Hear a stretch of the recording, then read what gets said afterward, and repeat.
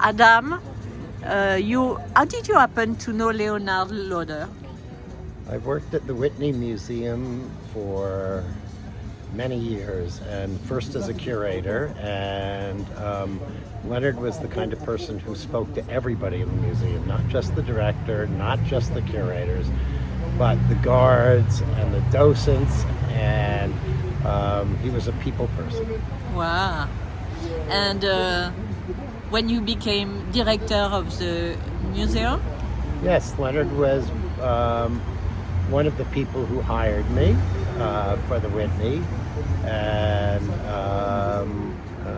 and we worked together very, very closely for the last 20 years.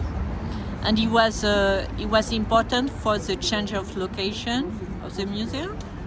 The change of location of the museum wouldn't have happened without Leonard. On the other hand, Leonard was not always sure it was the right thing. Ah, really? Mm-hmm. That's interesting, but he helped. Nevertheless, he helped you. He helped. He was the largest giver to the capital campaign of the museum, and now his name is on the museum. It's the Leonard Lauder building.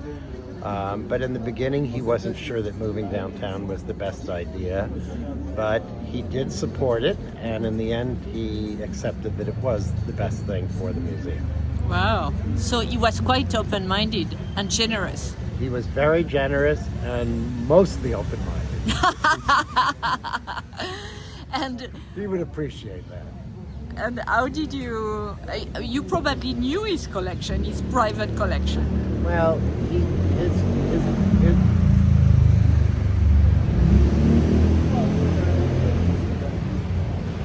his primary collection was a collection of Cubism. And it's very interesting that a man who spent most of his life involved with the Museum of American Art built one of the great Cubist collections.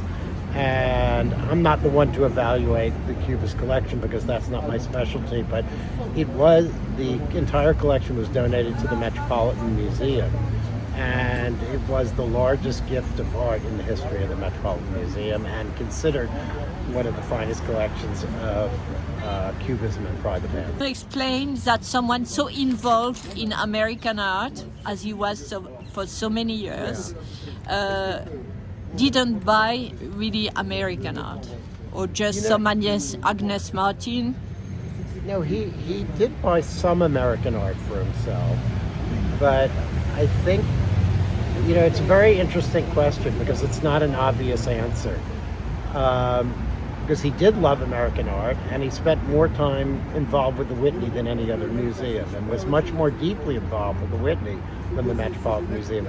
I think that he saw the opportunity of creating a great Cubist collection, and he loved Cubist art, but I think it was sort of separate. They were two separate things. One was his love of the Whitney and the Museum of American Art, and most of the American art he collected was because of a connection to the artist or things that he intended to give to the Whitney.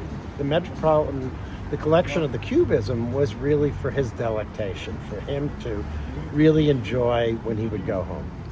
And he also, I should say, he was a great lover of France, and one of the things he most encouraged was for the Whitney to be more international, and it was with his encouragement that we did a number of exhibitions with the Pompidou, Calder in Paris, Jeff Koons, and then the Hopper exhibition at the Grand Palais, which a large portion of it came from the Whitney collection, was all with his great encouragement. He was really loved Paris deeply, and he loved to see American art in Paris.